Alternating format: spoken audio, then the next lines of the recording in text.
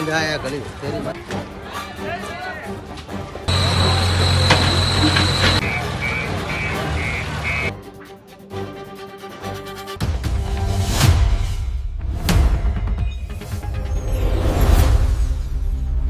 રાજકોટના જંગલેશ્વરમાં ડિમોલિશન હાથ ધરવામાં આવ્યું તેને થોડા જ દિવસો થયા છે ત્યાં ફરી એકવાર રાજકોટમાં ડિમોલિશનની કાર્યવાહી હાથ ધરવામાં આવી છે. ફરી એકવાર લોકોની સંપત્તિ પર બુલડોઝર ફર્યા છે.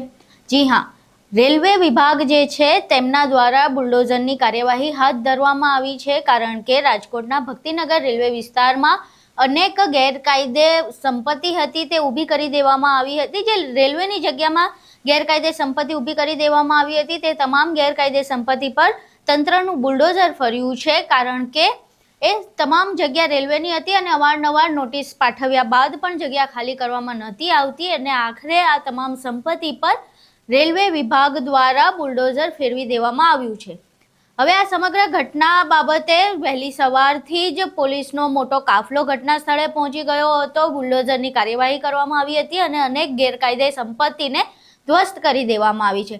સમગ્ર ઘટના વિશે રેલવે અધિકારી દ્વારા માહિતી આપવામાં આવી છે. તેમણે આ સમગ્ર ઘટના વિશે વાત કરતા જણાવ્યું કે છેલ્લા ઘણા સમયથી આ ગેરકાયદે સંપત્તિને ખાલી કરવા માટેની કાર્યવાહી હાથ ધરવામાં આવી હતી, નોટિસો પાઠવવામાં આવી હતી અને ત્યારબાદ આ બુલડોઝરની કાર્યવાહી હાથ ધરવામાં આવી છે. અહીં સાંભળીએ રેલવે અધિકારી આ સમગ્ર બુલડોઝરની કાર્યવાહી વિશે શું કહી રહ્યા છે.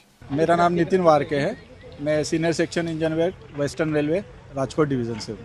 सर, डिमोलिशन कर रहे हैं, किस तरह का डिमोलिशन है, कितना अवैध बांधकाम है, क्या करें? डिमोलिशन में ऐसा है कि ये लगभग 350 के आसपास झोपड़े हैं, उसके ऊपर ही है और इन लोगों को बार बार हम लोगों ने नोटिस दे के भी बताया कि भाई आप लोग इसको हटा लीजिए शांतिपूर्ण से.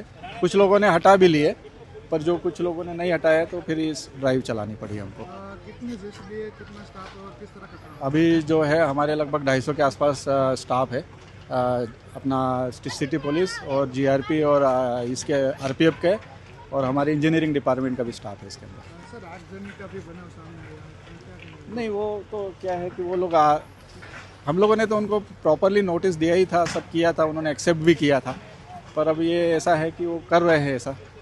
बाकी ऐसा कुछ है नहीं, बाकी शांतिपूर्ण तरीके से हो रहा है सब. कितने एरिया है? लगभग 100 मीटर बाय 150 मीटर का एरिया है.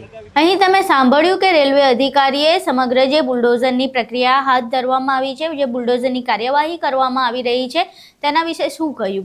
રાજકોટમાં થોડા સમય પહેલા જંગલેશ્વરમાં આવી રીતે જ જે ગેરકાયદે સંપત્તિ હતી તેને દૂર કરવામાં આવી હતી અને હવે ફરી એકવાર રાજકોટમાં ભક્તિનગર રેલવે વિસ્તારમાંથી આ જે રેલવેની જગ્યામાં જે ગેરકાયદે સંપત્તિ ઊભી કરી દેવામાં આવી હતી તેને દૂર કરવામાં આવી છે. સમગ્ર ઘટના તમે જોઈ જેમાં રાજકોટમાં વહેલી સવારથી જ બુલડોઝર કાર્યવાહી હાથ ધરવામાં આવી છે. તમામ દ્રશ્યો તમે જોયા.